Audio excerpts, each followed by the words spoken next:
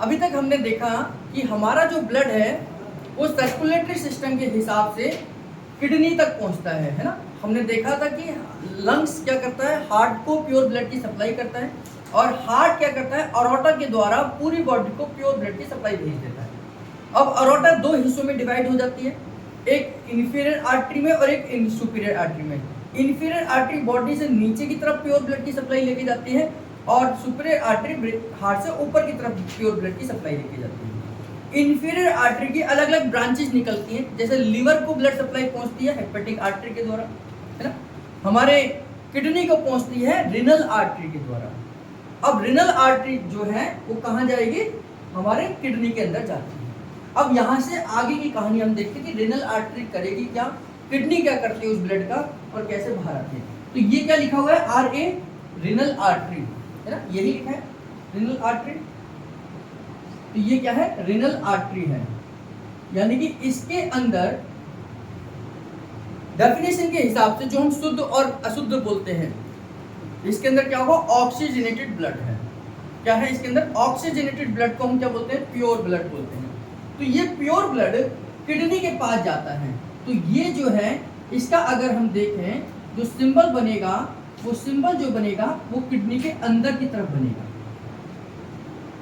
है ना, किडनी के अंदर की तरफ बनेगा कि यहाँ से ब्लड किडनी के अंदर जा रहा है।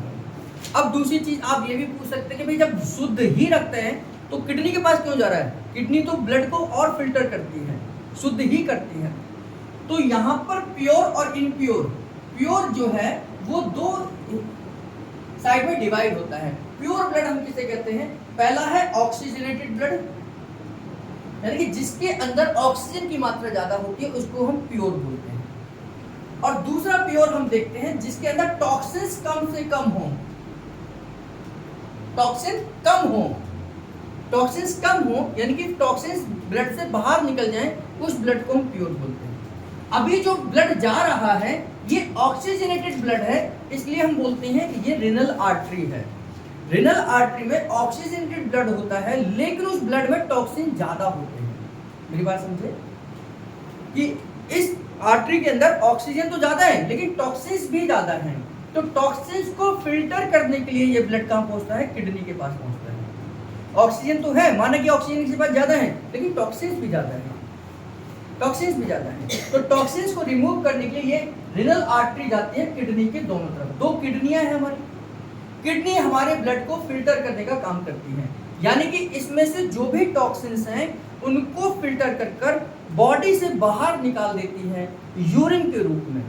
हमारी किडनी से ही यूरिन फॉर्मेट होता है, किडनी यूरिन बनाने का काम करती है। और यूरिन क्या है, waste product of our body, यानी कि जो बॉडी को नहीं चाहिए, जो हमें नहीं चाहिए, वो किडनी में फिल्टर होते हैं। किडनी की एक छलनी है, इस तरीके से ये छलनी है, इस तरीके से इसमें छोटे छोटे छेद हैं, और इस छलनी के ऊपर से जब ब्लड निकलता है तो यहाँ से जो भी कचरा है वो नीचे की तरफ आ जाता है, कचरा नीचे की तरफ आ जाता है, और ये यहाँ से कीप शेप का बनकर इस पाइप में इकट्ठा हो जाता है।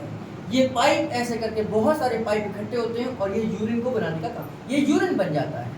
तो ब्लड क्या है, ऊपर घूमता है, इसके ब्लड ऊपर घूम रहा है इसमें, और ये छलनी है, इस छलनी से गुजरता है। जो भी ब्लड को नहीं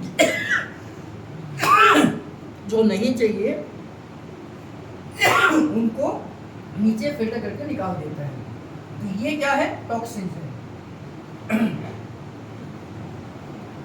ये क्या है, टॉक्सिन्स है, यानी कि इन टॉक्सिन्स को इकट्ठा कर कर धीरे धीरे किडनी क्या करती है, इनको यूरिन के रूप में कहाँ करती है इकट्ठा, यूरिनरी ब्लैडर में इकट्ठा कर देती है। जब ये ब्लैडर भर जाता है, ये ब्लैडर भर जाएगा तो इसके ऊपर यानी आउटर लेयर पर दबाव डालता है। ब्लैडर क्या है, एक ऐसे है और इसके बाहर एक और लेयर है। तो जब ये ब्लैडर भर जाएगा तो ये फूलेगा, फूलते फूलते यहाँ पहुंचेगा।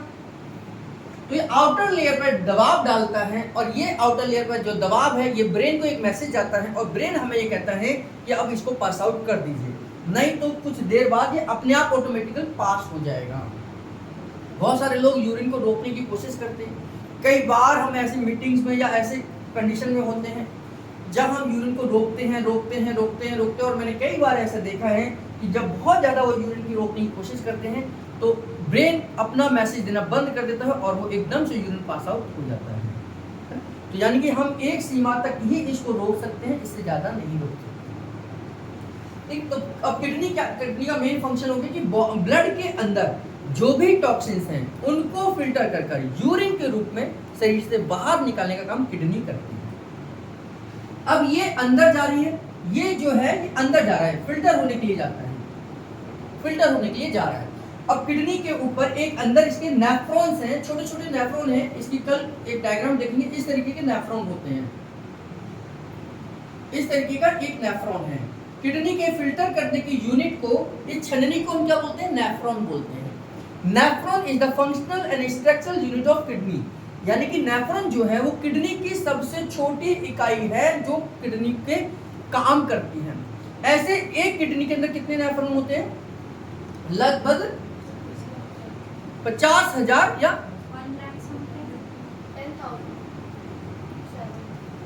10 लाख नेफ्रॉन किडनी के अंदर होते हैं।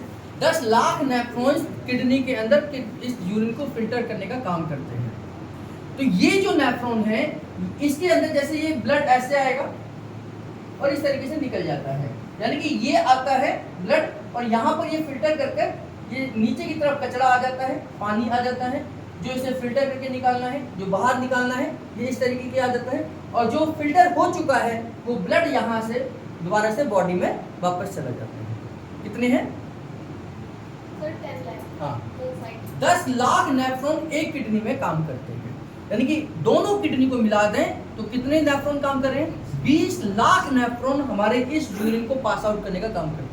आप जाकर यूरिन को ऐसे ही पास कर देते हैं, वो कितनी मेहनत के बाद में, कितने नेफ्रॉन्स की मशक्कत के बाद में वो यूरिन के रूप में ऐसे बहुत सारे नेफ्रॉन, 10 लाख नेफ्रॉन एक किडनी के अंदर है जो आपके लिए यूरिन बनाने का काम कर रहे हैं, ताकि बॉडी के अंदर कोई भी टॉक्सिन्स नहीं रहनी चाहिए। जब बॉडी के अंदर का टॉक्सिन्स रहे तो क्या होगा कि जैसे अब मान लीजिए आपकी बॉडी के ये किडनी काम नहीं कर रही है, यूरिया है, यूरिक एसिड है, क्रेटिनाइन है या फास्फोरस है या कुछ भी है, ये ब्लड के अंदर ही घूमते रहेंगे क्योंकि किडनी बाहर नहीं निकाल पा रही है। शुगर है या कुछ भी है, जो भी चीज़ें हैं वो क्या है, अगर जो चीज़ें बाहर नहीं निकल पा रही हैं तो कहाँ क्या होगा? ब्लड के अंदर ही घूमते रहेगी। ब्लड के अंदर ही घूमते रहेंगे तो जहाँ जहाँ ब्लड पहुँचेगा वो वहाँ वहाँ टॉक्सिन्स इकट्ठे होते चले जाएंगे और धीरे धीरे करके ये हमारे शरीर के अंदर बीमारी का कारण बनेंगे। जैसे यूरिया या यूरिक एसिड अगर बढ़ता चला जाए तो कई सारे लोग कहते हैं कि मेरी एडी में दर्द है तो डॉक्टर क्या कहता है? यूरिक एसिड चेक कराओ। कई कहते हैं कि मेरे जोड़ों में दर्द है तो कहते हैं क्या कहते हैं? यूरिक एसिड चेक करो। तो यूरिक एसिड कैसे चेक कराते हैं? वो यहाँ सिरिंज थोड़ी लगाते हैं या एडी के पास थोड़ी चेक करते हैं, वो सीधा सिंपल यहाँ से ब्लड लेते हैं और उस ब्लड के अंदर देखते हैं कि यूरिक एसिड कितना है। ऐसे होता है कि यहाँ से ब्लड लिया, यहाँ से ब्लड लिया, यहाँ से ब्लड लिया और वो उस ब्लड के सैंपल में जाकर देखते हैं कि यूरिक एसिड ब्लड में कितना घूम रहा है। तो उसकी जो नॉर्मल रेंज होती है, अगर उससे वो ज़्यादा है इसका मतलब ब्लड में यूरिक एसिड बढ़ रहा है और उस यूरिक एसिड की वजह से आपको दर्द आ सकता है। तो जबकि ये निकालने का काम किसका था? किडनी का था। किडनी के अंदर नेफ्रॉन था, इस नेफ्रॉन का काम था कि यूरिक एसिड को फिल्टर करके बाहर निकाले और बॉडी से बाहर फेंक दे। तो ये काम है किडनी का, नेफ्रॉन्स का, कि ब्लड के फिल्टर कर जो भी टॉक्सिन्स हमें नहीं चाहिए, जो भी चीज़ें हमें नहीं चाहिए, जो भी हमारे लिए नुकसानदायक हैं, उन चीज़ों को बाहर निकालने का काम हमारी किडनी करती है। और किडनी नेचुरल तरीके से हमारे नेफ्रॉन के द्वारा काम करती है और जब ये काम नहीं करती है, खराब हो जाती है, फेल हो जाती है, तो हमें इसके लिए डॉक्टर्स की मदद लेनी पड़ती है और उस समय एक आर्टिफिशियल मशीन इस किडनी का काम करती है जिसको हम डायलिसिस कहते हैं। कि उस डायलिसिस की मशीन में क्या होता है कि हमारे शरीर से ब्लड उस मशीन में जाता है और वही काम जो हमारी किडनी कर रही थी अब वो मशीन करती है उस फिल्टर करने का और फिल्टर करके दोबारा से हमारे शरीर के अंदर डाल दिया जाता है। तो ये प्रोसेस होती है कि हम हर दूसरे दिन, हर तीसरे दिन, हर चौथे दिन, सप्ताह में एक बार ऐसा ब्लड को फिल्टर कराने के लिए कहाँ जाते हैं? हम हॉस्पिटल जाते हैं, डॉक्टर्स के पास जाते हैं, क्लिनिक जाते हैं, क्योंकि अब हमारी नेचुरल किडनी वो काम नहीं कर रही। तो किडनी भगवान ने जो हमें फ्री ऑफ कॉस्ट दी, भगवान ने जो हमें हमारे जन्म के साथ दी, वो खराब होने से हमारे ब्लड के अंदर टॉक्सिन्स की मात्रा बढ़ती है। अब ये जो किडनी है, ये किडनी से ब्लड जब अंदर गया तो अंदर जाने पर ये इस तरीके के नेफ्रॉन में पहुंचता है और नेफ्रॉन उसको फिल्टर कर कर 10 लाख नेफ्रॉन मिलकर एक फाइनल एक ट्यूब बनाते हैं, इसे हम बोलते हैं कलेक्टिंग ट्यूब। कलेक्टिंग ट्यूब क्या है कि एक ऐसी ट्यूब जिससे सभी नेफ्रॉन जिससे ब्लड को उसको फिल्टर करके यूरिन को भेज देते हैं। बूंद बूंद कर कर यूरिन बनता है, बूंद बूंद कर कर। तो इधर से आया, इधर से आया, इधर से आया, इधर से आया, तो एक जगह पर हम उसे इकट्ठा करते हैं, उसे बोलते हैं कलेक्टिंग ट्यूब। कलेक्टिंग ट्यूब से निकलकर यूरिन कहाँ पहुँचता है? आपके लेजर कैलिक्स में पहुँचता है, लेजर कैलिक्स से मेजर कैलिक्स में पहुँचता है, मेजर कैलिक्स से फिर ये आपके पेपिला से होते हुए आपके पेल्विक से एरिया से क्रॉस करते हुए इस और यूरेटर में पहुँचता है। ये यूरेटर है जिसको हम यूरिनरी पाइप बोलते हैं। ये यूरेटर है, 2 यूरेटर है, एक लेफ्ट हो गया, एक राइट हो गया, तो ये यूरेटर है। तो यूरेटर से यूरिन इकट्ठा होकर हमारे यूरिनरी ब्लड में पहुंचता है और जब यूरिनरी ब्लड जब हमारा भर जाता है तो ब्रेन से एक मैसेज होता पास आउट होता है और उस मैसेज के आधार पर हम यूरिथ्रा से यूरिन को पास आउट कर देते हैं। किडनी को स्वस्थ रखना, किडनी को बैलेंस बनाकर रखना हमारी जिम्मेदारी है। चूंकि मेडिकल साइंस के हिसाब से और न्यूरोथेरेपी के हिसाब से जो मैंने अभी आपको बताया था कि हमारी किडनी हमारे एसिड और अल्कलाइन को भी बैलेंस करती है। इस एसिड और अल्कलाइन को बैलेंस करने का काम कौन करती है? किडनी करती है ना।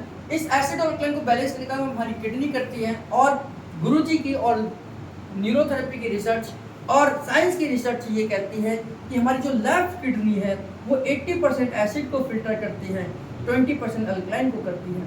हमारी जो राइट किडनी है वो 80% अल्कलाइन को फिल्टर करती है, 20% एसिड को फिल्टर करती है। इसका मतलब क्या हुआ कि हमारी एक किडनी का नेचर एसिडिक है और एक किडनी का नेचर अल्कलाइन है।